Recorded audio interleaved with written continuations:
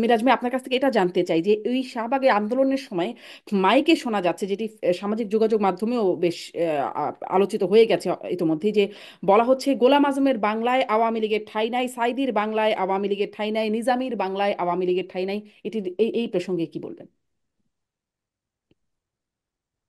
এই প্রসঙ্গটি দেখেন, আমরা যেটি দেখেছি যে এই যে ফেসিবাদ বিরোধী যে ঐক্য, যেই আপনার হচ্ছে এক মিনিট, যে ফেসিবাদ বিরোধী জাতীয় ঐক্যের ব্যানারে হচ্ছে আওয়ামী লীগ নিষিদ্ধ এবং বিচারের দাবিতে যে আন্দোলনটি যমুনাতে শুরু হয়েছে, সেখানে কিন্তু অনেক দলের পার্টিসিপেশন আছে। এখানে জামাতের যেমন পার্টিসিপেশন ছিল, এনসিপি থেকে শুরু করে অন্যান্য যত রাজনৈতিক দল আছে, ফেসিবাদ বিরোধী যতগুলো শক্তি আছে, হুম। সবারই এখানে পার্টিসিপেশন ছিল।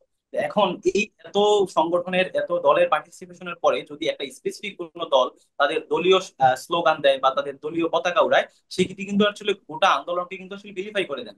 আমরা বলছি যে দলগতভাবে যে বিচারের প্রক্রিয়া যেটি চলছে, এক্ষেত্রে জামাত তাদের একাত্তরে যেমন একটা ভূমিকা ছিল, সেই ভূমিকার জন্য তাদেরকে যেমন দায় স্বীকার করতে হবে এবং একাত্তর ব্যাপারে তাদেরকে স্পষ্ট করতে হবে, এটির ব্যাপারে কিন্তু আমরা এখন একমত।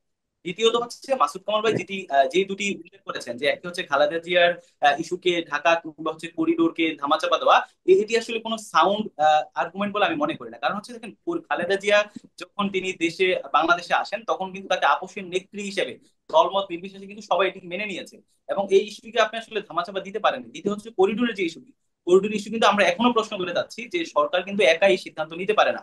তো করিডোরের ইস্যু বলেন, খালেদা জিয়ার ইস্যু বলেন, এগুলো আসলে খুব বেশি যৌক্তিক আর্গুমেন্ট বলে আমি মনে করছি না। হুম। দ্বিতীয়ত হচ্ছে আপনারা জামাতের যে প্রশ্ন করে ইস্যুটি যাচ্ছেন, কিন্তু এসেছে, সেই প্রশ্ন যে আমরা আবারও সত্যি বলছি কোথায়? একাত্তরের ইস্যু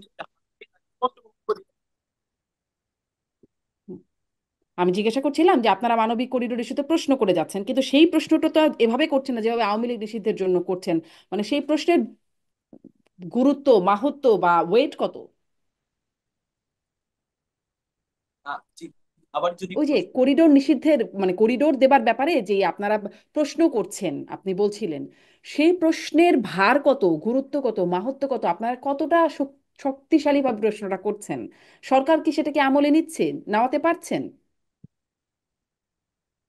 আহ, সরকার হচ্ছে করিডোরের ব্যাপারে যখন এই ইস্যুটি সামনে আসে, তখন কিন্তু যখন বিএনপি থেকে একটা প্রেসার দেওয়া হয় যে রাজনৈতিক দলের সাথে আলোচনা করা ব্যতীত এটি নিতে পারে না, এবং হুম। এনসিপি থেকে বলি অন্যান্য রাজনৈতিক দল থেকেও যখন একটা প্রেসার ক্রিয়েট হয়েছে যে সরকার রাজনৈতিক দলগুলোর সাথে কিংবা জনগণের সাথে আলোচনা সাথে করতে পারে না, সরকার কিন্তু তখন প্রেস বিজ্ঞপ্তির মাধ্যমে প্রেস সচিব কিন্তু সেটি জানিয়ে দিয়েছেন যে করিডোরের ব্যাপারে সরকারের এখনো চূড়ান্ত সিদ্ধান্ত হয়নি। তো যে কারণে আমরা হুম। মনে করছি যে এই যে একটা সরকার থাকবে, তারা যে সিদ্ধান্তগুলো নিবে সেটা যদি জনগণের পক্ষে যায় জনগণ স্বাক্ষর জানাবে, যদি বিপক্ষে যায় জনগণ থেকে শুরু করে রাজনৈতিক সব দল সরকারের সেই কার্যক্রমকে তারা প্রশ্নবিদ্ধ করবে এবং সেটিকে সেটি থেকে সরে আসার জন্য সরকারকে আহ্বান জানাবো। এই কাজটি বর্তমানে হচ্ছে। যে কারণে আসলে আওয়ামী লীগ নিষিদ্ধের দাবি উঠিয়ে করিডোর ইস্যু ধামাচাপা, এই ধরনের ঘটনা বাংলাদেশে এখনো ঘটেনি। এবং আওয়ামী লীগ ইস্যুর পাশাপাশি করিডোর ইস্যু এবং দেশের সার্বভৌমত্বের ইস্যুতে আপনি দেখেন যে এই দেশের জনগণ জুলাই গণঅভ্যুত্থানের পরবর্তীতে যে বিষয়টি নিয়ে সবচেয়ে বেশি কনসার্ন, সেটি হচ্ছে আপনার এই দেশকে দিল্লির গোলামি থেকে মুক্ত করা, দিল্লির দাসত্ব থেকে মুক্ত করা। এই জায়গায় আপনি দিল্লির দাসত্ব থেকে বের হয়ে পাকিস্তানের দাসত্বে চলে যাবেন, কিংবা আমেরিকার ওয়াশিংটনের কিংবা মস্কোর দাসত্বে চলে যাবেন, কোন ধরনের বৈদেশিক আধিপত্য এই দেশে থাকবে না। এটি ছিল জুলাইয়ের একটি অঙ্গীকার। যে কারণে আমরা বলছি আসলে করিডোর ইস্যু এটি আসলে ধামাচাপা দেওয়ার মতো ইস্যু না। এই ইস্যুটিতে আমরা দলগতভাবে জি। আমরা এটিতে সজাগ দৃষ্টি মিরাজ ভাই, রাখছি। ধন্যবাদ।